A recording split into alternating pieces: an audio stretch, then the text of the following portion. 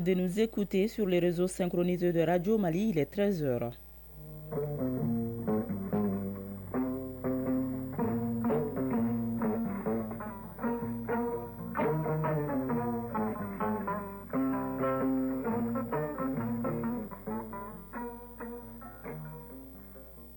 Le journal. Barakissa Ouattara.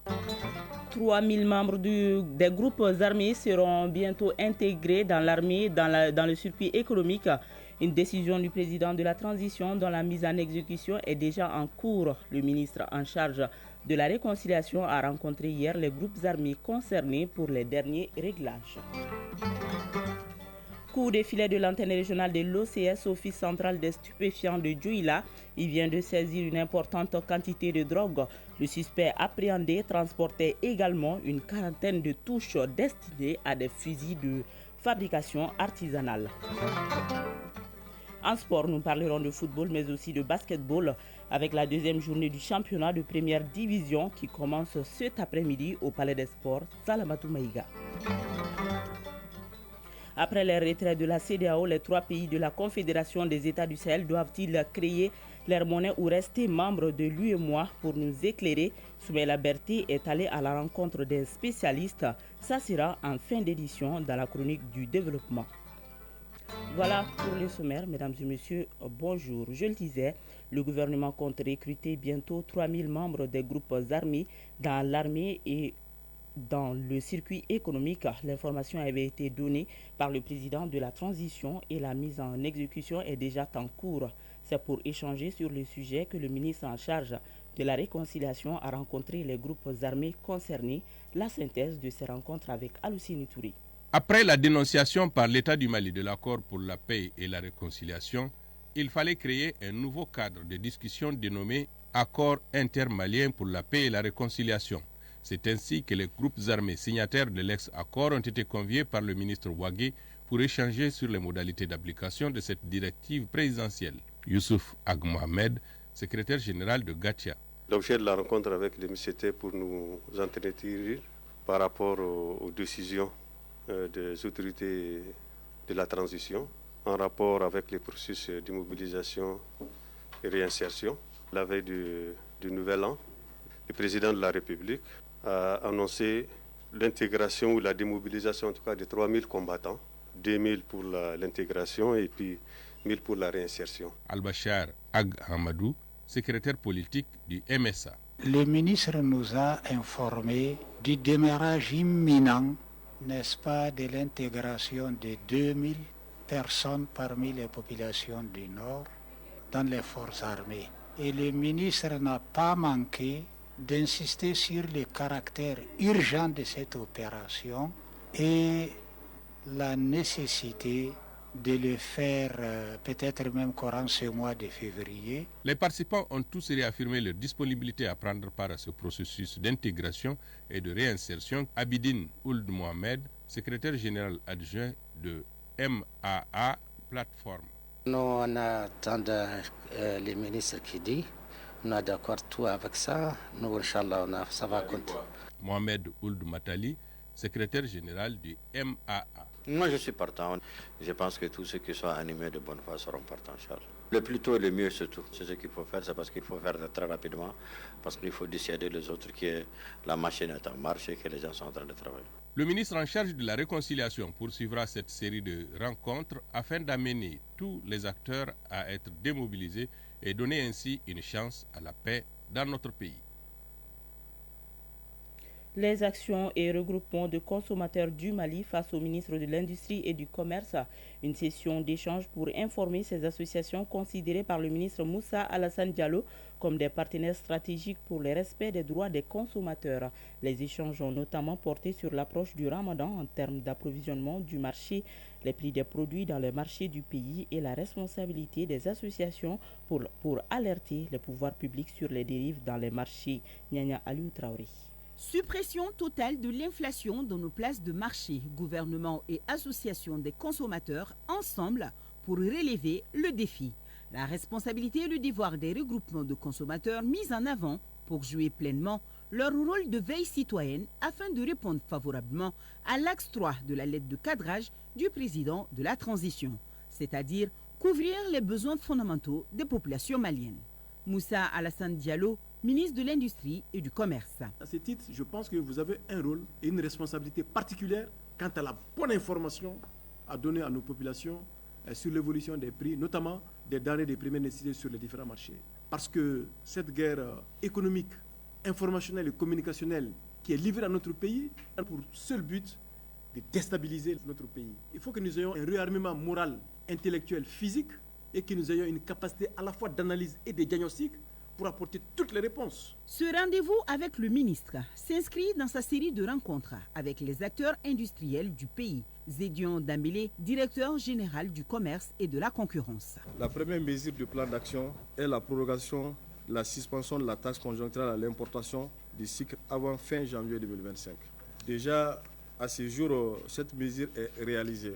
Les opérations d'importation de sucre sont en cours. La deuxième mesure, la suspension, la perception de la TVA sur l'importation d'une quantité de 100 000 tonnes de riz pour anticiper sur l'atténuation des conséquences de l'inondation des champs avant fin janvier 2025. À ce jour, M. le ministre a saisi son homologue de l'économie et des finances qui a donné son accord pour le démarrage de cette opération. Les cahiers des charges sont en cours de signature. La deuxième mesure, actualiser les structures des prix du riz, de l'huile, l'aliment bétail, du tourteau, du ciment en vue d'une réduction d'au moins 10% des prix indicatifs plafond avant fin janvier 2025. Quelques préoccupations ont été soulevées. Les consommateurs demandent par exemple plus d'efforts des opérateurs par rapport à la qualité des produits locaux. Dr Oumar Traoré, vice-président du regroupement pour la défense des consommateurs du Mali, Redekoma. C'est vrai qu'il faut un approvisionnement adéquat du marché. Ça, c'est vraiment l'objectif qui va nous permettre d'avoir l'accès à des produits. Et ça, c'est très important. Mais le marché est ce qu'il est. Il ne faut pas qu'on nous serve n'importe quoi sur ce marché-là. Makan Fofana, Association des consommateurs du Mali, ASCOMA. Il faut vraiment insister sur ce problème de tracasserie au niveau des frontières. Il faut que la surveillance soit de mise et que les associations de consommateurs, tous les consommateurs, que nous nous attelons à la dénonciation. On encourage à consommer malien, mais il faut encourager aussi à faire de la bonne qualité. Le ministre n'a pas manqué de parler du Ramadan qui s'approche à grands pas. Il a rassuré son auditoire sur la disponibilité et l'accessibilité des produits de première nécessité dans les magasins. Le ministre de la Jeunesse et des Sports en charge de l'instruction civique et de la construction citoyenne a lancé les travaux de réhabilitation de la maison des jeunes de Bamako. Bientôt, l'infrastructure sera dotée d'un hangar métallique au niveau de la scène dans la cour. C'est pour mieux sécuriser et embellir cet espace. Les travaux sont financés par la coopération allemande GIZ. Le point avec Abdul Karim Kaba. Couvrant une superficie de 207 mètres carrés avec la réalisation d'une clôture métallique, les travaux ainsi lancés coûtent plus de 10 millions de francs CFA pour une durée de 3 mois. Ces travaux seront d'un grand apport pour la maison de jeunes de Bamako. Abdul Kassim Ibrahim Fomba, ministre de la Jeunesse et des Sports, chargé de l'instruction civique et de la construction citoyenne. Et d'avoir un endroit comme ça qui va être rénové, je pense que cela va énormément aider nous dans le cadre de la détection des talents surtout au niveau artistique. Vous savez que le président de la transition a fait de 2025 l'année de la culture. Je pense que nous allons amplement et pleinement utiliser également cette année pour pouvoir renforcer aujourd'hui les vocations de cet espace-là, afin que ce soit un lieu non seulement de retrouvailles, mais un lieu également où tous les talents de jeunes maliens à travers le pays pourraient venir librement s'exprimer. Sur le financement de la coopération allemande, l'initiative participe au renforcement d'un meilleur cadre d'expression de la jeunesse. Mandja de Kamili, chef de mission adjointe à l'ambassade de la République d'Allemagne au Mali. Au contexte des multiples crises traversant ce pays, l'engagement de la coopération allemande se concentre sur 2 piliers principaux: la jeunesse malienne et la culture. Créer, protéger et élargir l'espace culturel pour les jeunes maliens nous semble indispensable pour favoriser l'apaisement du pays, promouvoir la cohésion sociale et créer des perspectives économiques. Abdul Kassim Ibrahim Fomba, ministre de la Jeunesse et des Sports, chargé de l'instruction civique et de la construction citoyenne. La Maison des Jeunes, c'est un endroit qui est mythique, qui est connu de plusieurs acteurs jeunes d'abord, mais les artistes également. C'est un endroit de retrouvailles, de convivialité, de partage. d'animation et également de découverte. Et ici, le fait de rénover un espace de ce genre-là et de mettre cet espace-là à la disposition des artistes et des jeunes, je pense que c'est une aubaine pour nous. Ça va transformer encore plus la vocation de la Maison des Jeunes. La coopération allemande participe ainsi à l'embellissement de la Maison des Jeunes de Bamako, donc à la promotion des talents artistiques des jeunes. Les nouvelles à l'international au Tchad, le nouveau Premier ministre Alamaï Alina, reconduit à son poste mardi dernier, a dévoilé hier en fin d'après-midi la liste de ses nouveaux ministres composée de 37 membres. Peu de changements par rapport à la précédente équipe, mais mis à part le départ de 2 notables, dont celui du ministre des Affaires étrangères Abdrahman Koulamala. Au Nigeria, 17 enfants ont perdu la vie dans l'incendie d'une école islamique dans le nord-ouest du pays. 17 autres enfants sont hospitalisés. L'incendie est survenu mercredi dernier, a déclaré l'Agence nationale d'intervention d'urgence. La cause de l'incendie n'a pas été précisée dans l'immédiat. Une enquête est en cours pour expliquer les causes de ce drame. Un sommet conjoint de 2 jours entre la communauté des États d'Afrique de l'Est et la communauté de développement de l'Afrique australe débute aujourd'hui en Tanzanie. L'objectif de ce sommet extraordinaire est de renouer avec la diplomatie et parvenir à mettre fin à la spirale des affrontements dans l'est de la RDC. Ouverture hier du sommet mondial de l'intelligence artificielle à Paris. Ce sommet de 6 jours réunira les chefs d'État, des dirigeants d'organisations internationales ainsi que des représentants du monde académique et des entreprises pour discuter des enjeux liés à l'intelligence artificielle.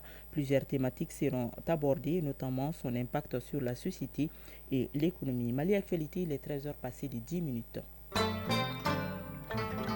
Retour à l'actualité nationale, le bureau exécutif de l'Union régionale des travailleurs de Ségou forme ses membres pour une meilleure défense des intérêts des travailleurs. Cette formation sur la maîtrise des textes et règlements régissant le fonctionnement de la centrale syndicale, les conventions et les négociations entrent dans le cadre de la mise en œuvre des recommandations issues du dernier congrès ordinaire de l'UNTM.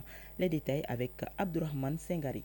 Formation de partage d'expériences et de connaissances au profit des membres du bureau exécutif de l'Union régionale des travailleurs de Ségou.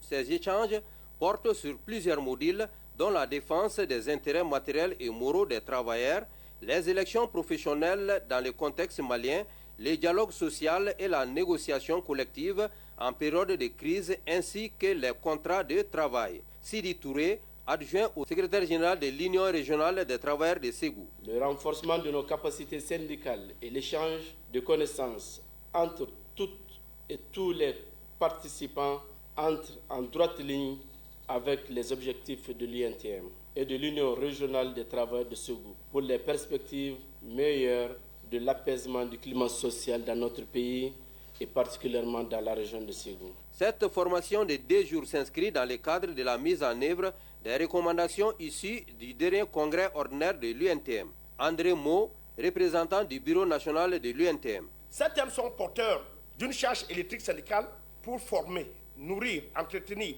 les leaders syndicaux et développer nos différentes structures syndicales en ressources humaines de qualité dans les négociations de défense des droits des travailleurs et par ricochet des droits humains.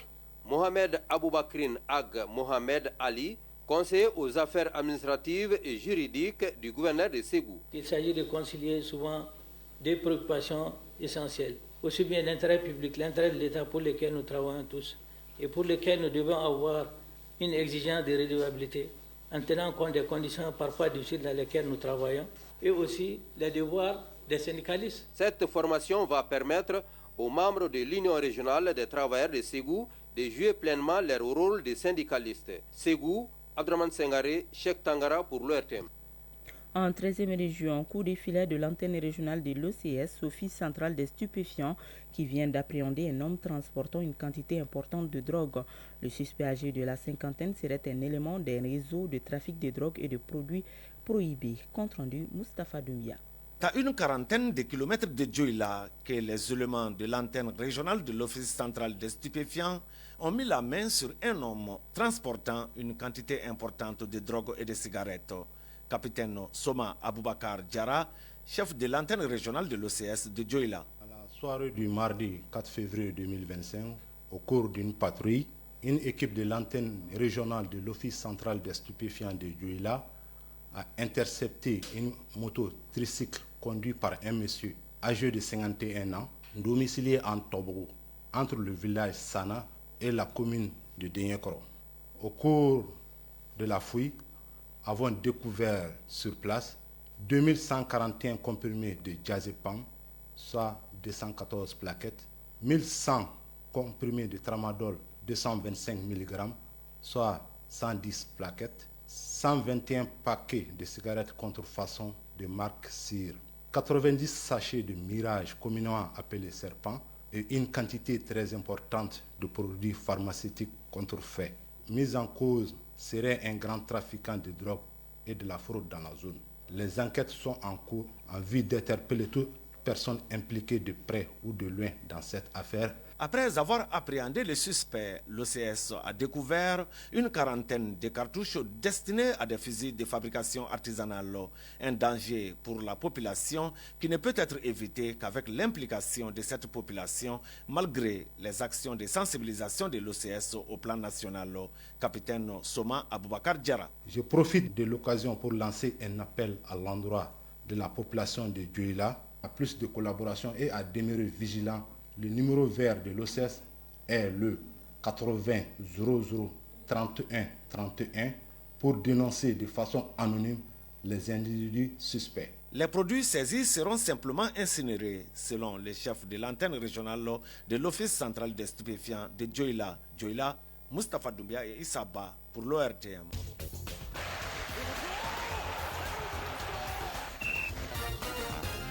Sport basketball, la deuxième journée du championnat de première division commence cet après-midi au Palais des Sports Salamatou Maïga.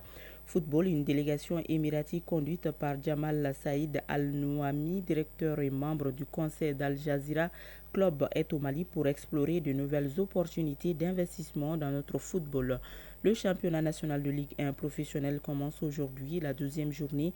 La rencontre ASCO-UISFAS donnera le ton à cette journée au stade Mamadou Konaté. Le résumé de l'actualité sportive avec Isaac Chinou. Le championnat national de Ligue 1 professionnel commence aujourd'hui, la 12e journée de cet après-midi au stade Mamadou Konaté à partir de 16h. L'ASCO affronte l'USFAS. Juste après, l'AS Police affronte Étoile du Mandé. Demain au stade Moussa Diakité UTA de Bougouni, l'US Bougouni accueille l'US Bougouba. Entre-temps, au stade Mamadou Konaté, l'ASL joue contre AFE. Cette rencontre sera suivie de AS Bakardia, 11 créateurs. Et puis, une délégation émirati conduite par Jamal Saïd, directeur et membre du conseil d'Al Jazeera Club, est au Mali pour explorer de nouvelles opportunités d'investissement dans le football. Cette délégation a été reçue au siège de la Fédération malienne de football par le premier vice-président de la FEMA Foot, Moussa Sylvain Diakité. Suivant le compte-rendu de Famol Douté. Les Émirats arabes unis souhaitent s'implanter au sein du football malien. Ce projet ambitieux a pour objectif d'identifier et de former de jeunes talents promoteurs en vue de leur offrir des opportunités à l'étranger. Jamal Saïd, chef de la délégation des Émirats arabes unis. Notre visite au Mali, c'est d'avoir des jeunes talents afin de leur donner des contrats à l'extérieur. L'objectif principal de ces investisseurs émiratis est d'acquérir un club de football malien afin de le transformer en académie de formation dédiée aux jeunes talents. Consciente des bénéfices potentiels pour le football malien, la FEMA Foot se réjouit de cet engagement étranger et s'engage à créer un environnement propice au bon déroulement des activités des investisseurs. Sidi Bekaï Magassa, secrétaire général de la Fédération malienne de football. Tout ce qui va dans le sens du développement du football, nous sommes preneurs. Ce type d'engagement international peut apporter de nouvelles perspectives dans le football local. Au-delà de fournir un cadre pour le développement des joueurs, ce projet pourrait être une expertise au plan technique et un levier au niveau financier pour mieux structurer le football malien. Basketball sur le plancher. La deuxième journée du championnat national de première division commence cet après-midi au Palais des Sports Salamatou Maïga.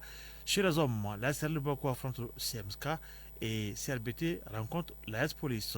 En ce qui concerne les dames, il y aura AS Real KSC et CRBT Police. La première rencontre se jouera à partir de 15h et la dernière à partir de 21h. Suite fin de samedi, toujours au Palais des Sports Salamatou Maïga. Et pour terminer, handball, renforcement des capacités des médecins du sport de la commission médicale de la Fédération malienne de handball. Ils sont 17 stagiaires venus de la Ligue régionale et du district de Bamako à avoir bénéficié de cette session de formation. La formation s'est tenue dans les locaux de la Fédération malienne de handball, 6 au stade Mamadou Konaté. Reportage, Brema Diallo. Après les entraîneurs et les journalistes, c'est au tour des médecins sportifs de renforcer leurs capacités afin de mener à bien leur mission. Ils sont 17 stagiaires, dont 5 femmes, venus des ligues régionales et du district de Bamako à prendre part à cette formation.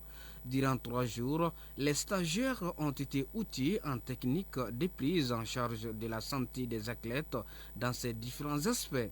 Dr Banya Babi, président de la commission médicale de la Fédération malienne de handball. Pendant ces quelques jours, un expert de la société savante, notamment de la société de traumatologie du Mali, nous a entretenu sur la luxation de l'épaule. Nous avons également appris sur les genoux. Donc voilà des articulations complexes sur lesquelles nous avons été perfusés par des experts qui nous ont formés et qui nous ont expliqué. En handball, on parle beaucoup de la récupération et là également nous avons eu des experts, des physiologistes qui sont venus nous informer, nous enseigner sur la récupération. La Fédération malienne de handball, à travers son secrétaire général, a remercié les stagiaires pour leur assiduité durant la formation tout en les exhortant à faire un bon usage des différents modules dispensés afin de développer la discipline à travers le pays. Chronique du développement.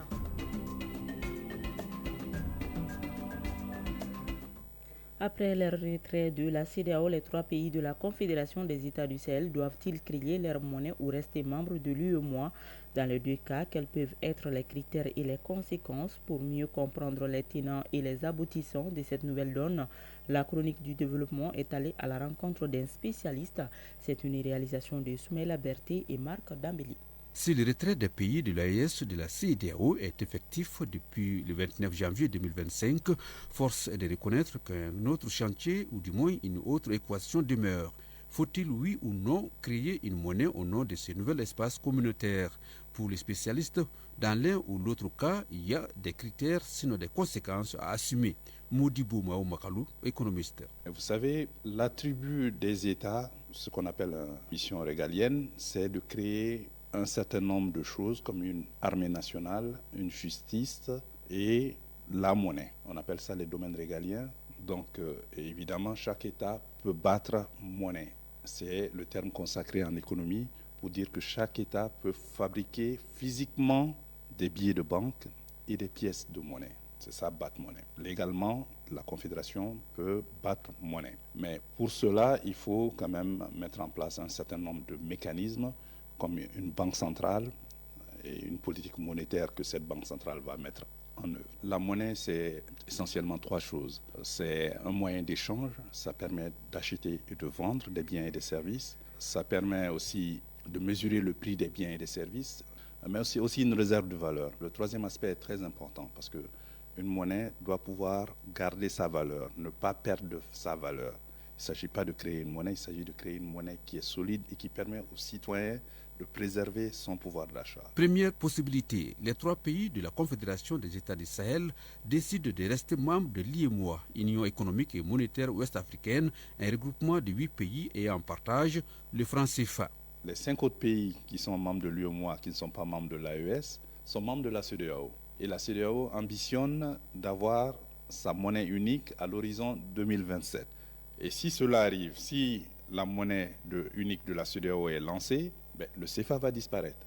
Le CFA va disparaître, mais les 7 autres monnaies nationales des autres pays de la CEDEAO qui se trouvent dans une autre zone monétaire qu'on appelle la zone monétaire de l'Afrique de l'Ouest, la ZMAO. Donc, en principe, quand l'ECO sera créé, ces 2 zones monétaires vont disparaître. Donc, si il s'avérait que l'ECO est lancé en 2027, il n'y aura plus de CFA et il n'y aura plus d'autres monnaies nationales en Afrique de l'Ouest. Donc, soit les 3 pays de l'AES vont se mettre ensemble, chacun peut créer sa monnaie, évidemment, mais les 3 peuvent se mettre ensemble pour créer une monnaie unique ou une monnaie commune, ou les 3 peuvent rejoindre l'ECO de la CEDEAO encore, mais pour rejoindre cela, il faut demander à être membre encore de la CEDEAO. Deuxième option, le Burkina Faso, le Mali et le Niger s'engagent à créer une nouvelle monnaie commune, une option qui n'est pas sans conséquence non plus. Modibo Mao Makalou, économiste. Les conséquences pour créer une monnaie, ces 3 pays, la Confédération des États du Sahel, se retrouvent aussi dans un autre regroupement d'intégration économique et monétaire qui s'appelle l'Union économique et monétaire ouest-africaine. Ce sont les 8 pays qui ont en partage le franc CFA en Afrique de l'Ouest. En étant membre de ce regroupement, on ne peut pas créer sa monnaie sans quitter ce regroupement. Donc il y a une clause de sortie dans les textes de l'UMOA, l'Union monétaire ouest-africaine, comme pour la CEDEAO, il faut se retirer pour créer sa monnaie. Donc, battre monnaie est une possibilité pour les États, mais les conditions de réussite pour avoir une monnaie solide, c'est d'abord qu'il y ait des critères de convergence macroéconomique. Ça veut dire que les économies puissent converger. Et vous savez que nous avons ces critères de convergence macroéconomique dans l'UEMOA. La condition pour qu'une monnaie soit viable, solide, c'est qu'il faut avoir des réserves de change. Des réserves de change, c'est soit des stocks d'or, soit des devises. Ce sont des monnaies qui sont librement échangeables. Le dollar, le yen, l'euro, etc. Donc, vous mettez ces deux ensemble, le stock d'or et les devises, c'est ça qui permet de garantir la monnaie. À en croire les spécialistes, la volonté de créer une monnaie est d'abord politique, mais il faut se poser un certain nombre de questions avant de s'y engager. Comment est-ce que la future monnaie sera-t-elle garantie? Aura-t-elle un taux de change fixe ou flexible? La réflexion est lancée. Vous pouvez retrouver donc cette édition sur nos plateformes digitales. Pour vous dire que c'est la fin de cette édition. Une présentation de Barakissa Ouattara. Elle a été réalisée par Awa Traoré et Lala Dambélé sous la coordination de Brahma Traoré. La mise en onde est assurée par Bintou Traoré. À la mise en ligne, Badji Touré. Merci de l'avoir suivi. Prochain rendez-vous avec les infos, c'est à 19h30 avec Soumaïla Berté. D'ici là, juste après ce journal, vous pourrez suivre les avis et communiquer avec Foussé Nidjara. Bonne suite de programme.